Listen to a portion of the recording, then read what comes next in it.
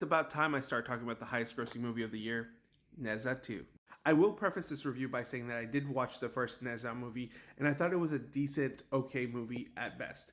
It doesn't blow your mind aside from some really cool battle sequences, and it was filled with a lot of interesting lore, but the character work and some of the storytelling and the humor fell flat, especially some of the more juvenile humor. So you can see my big surprise when Neja 2 came out and it became the highest grossing movie of the year and the highest grossing animated film of all time, and it cracked the top 10, grossing over $2 billion and still growing. Well, I can say the hype is real. Neja 2 is a far superior sequel to the first film, and it does everything right in terms of storytelling and character progression and animation especially. The movie starts off exactly where the last film left off.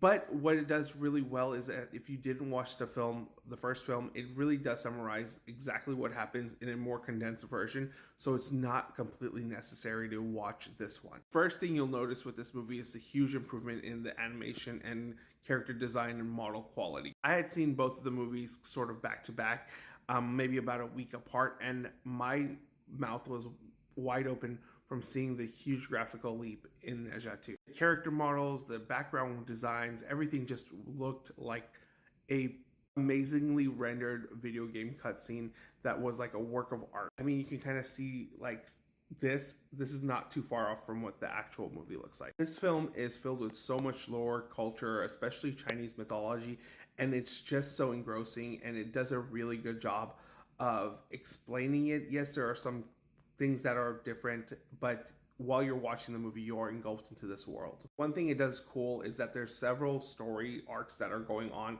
at the same time, and it gives pretty decent attention to all of them without making anything feel insignificant. And then there's always a payoff to something that was brought up earlier. One thing this movie really improves on are on the emotional payoffs of this movie. There's a lot of things that they do, especially when it comes to different relationships between brother and sibling, between father and son, between mother and son, and it does it so well. And there are a couple moments that did get you a little teary-eyed. The sheer scope of the film is just immaculate. It does feel like a bigger, bolder epic, and there's a lot of fighting sequences that go on that are all awe-inspiring and really beautiful to watch and very intense at the same time. And it's just not like this a fight fest the whole time. There's always a story or a narrative that is being played off with the fighting, but at the same time it's still a very amazing spectacle. So it does manage to be a big blockbuster at the same time being a very heartfelt story. The music is top notch in this film. The character work is a lot better. Neja's a more responsible and more endearing character. He's not this annoying little brat like he was in the first one.